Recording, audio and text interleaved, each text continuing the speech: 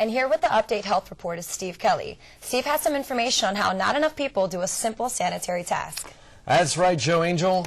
The best defense against swine flu is soap and water. But researchers in England say only 60% of women and only a third of all men wash their hands after using a bathroom. The study used flashing signs to coax people into washing up. Women responded best to, "Is the person next to you washing with soap?" But for men, the grosser the better. Soap it off or eat it off later. We now know what makes sodas so good. According to the National Institute of Health, it's the sour taste buds of your tongue that accepts the taste of carbonated drinks. Doctors believe people develop a taste for fizzy drinks in order to protect themselves from eating spoiled food.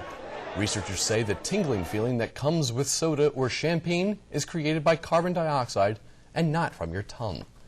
Many people choose to eat fish as a healthy alternative to red meat, but while salmon, tuna, and other fish are full of good fatty acids, some types of fish have more mercury than others. Mercury poisoning in adults can cause numbness in fingers and toes, as well as memory and vision loss. Doctors recommend consuming no more than 12 ounces of fish per week.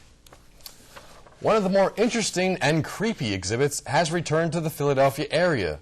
The curator of Bodyworks exhibit says it uses preserved human bodies to educate people about their anatomy.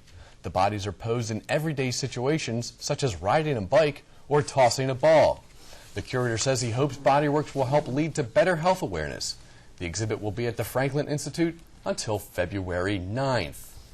And apparently they have all different kinds of bodies there, from pregnant women to a basketball player. You know, it's really creepy, but I've been 5 times. You've been 5 times? 5 times. That's a little creepy. Yeah, that is creepy. Thanks, all Steve. right, fine.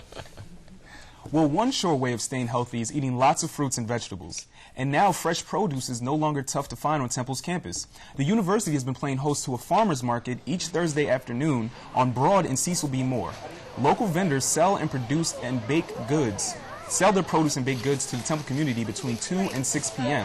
The farmers markets will continue through the end of October. Many Temple students are looking for a way to stay fit as the weather starts getting colder. Updates Danielle Sacco tells you how you can swim into shape all year round right here on Temple's campus.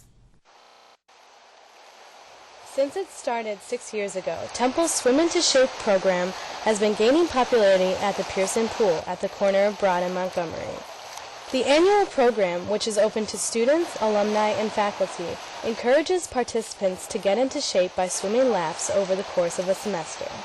At first it started out about 50 people that would actually go through it, and about 30 would complete it. Now we're up to about 200 participants with about 100 people completing the program.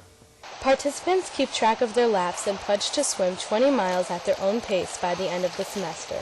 Those already involved in the Swim Into Shape program take part in it for various reasons. My friend was really interested in it, and I just started doing it with her. And I am a Temple athlete, but I'm redshirting because I get surgery done, and one of the best things I can do right now is swim. I never really swam in high school, but my friends wanted to start swimming, so when I came to the pool the first time, I saw the sign-up sheet, and I was like, I might as well. The Aquatics Department and Campus Recreation hope that this program makes more people aware of the Pearson Pool facilities, as well as the benefits of swimming. I hope that it will help build the aquatics program a little bit more. People will know a little bit more about the pool, where it is, and as well as just our aquatics program, some of the things we offer, and just a great way to just keep in shape. Students and faculty that are interested in the Swim Into Shape program can still sign up at the Pearson Pool. Reporting for Temple Update, I'm Danielle Sacco. And now it's time to throw it over to the Update newsroom for a technology report. Standing by in the newsroom is Update's Josh Filomeno. Josh, is it true that everyone's favorite social networking site has just hit a new milestone? Yes, it is, guys. Facebook has recently announced its user base is now the size of the United States population. CEO Mark Zuckerberg claims the social networking site has exceeded over 300 million members and is now turning a profit. Though it started as a site for college students, Facebook's fastest growing demographic is people 35 and older. You may soon be able to get your master's degree at iTunes University.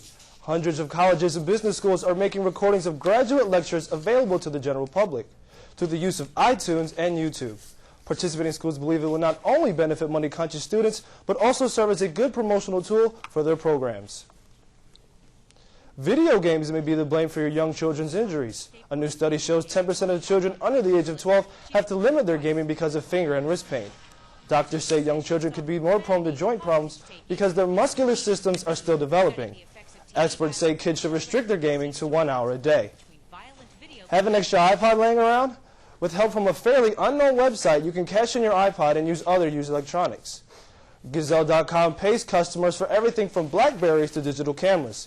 User loggers just answer a few questions about their electronics on the website, and here get a quote from the site.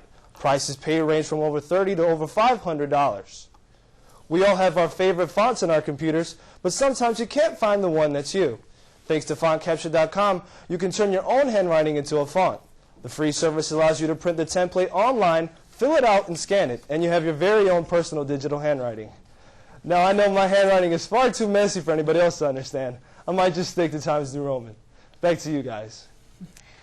Thanks, Josh. You know, David, believe it or not, making friends in college is really hard for us ladies. Oh, really, is it? Well, here's Update's Isabel Garcia with some advice on the type of people that women should avoid. Here's a little advice for college freshmen. You're going to meet a lot of people on campus, and you're going to make a lot of friends. But there are some personality types that you should try to avoid. This is the Frisky.com's list of the people you don't need as a friend. Number 5 is the crush jumper. That's the girl that makes out with the guy she knows you really likes. The critics is the girl that gives you dozens of suggestions on how you should live your life. The lady hater is at number 3. She's the one that thinks all women are jealous of her. Nurse Betties are the girls that see you as a reclamation project. And once you're back on your feet, she's off to fix another lost soul. And the number 1 person you don't need as a friend is the drama queen. She's the person that can turn a cold into a terminal disease. So from all your friends at Temple Update, this has been the list. I'm Isabel Garcia. Temple Update will be right back. Coming up on Temple Update, in sports, the football team looks for its longest winning streak in 20 years. And Madonna finds herself in some hot water in New York City. When Temple Update continues.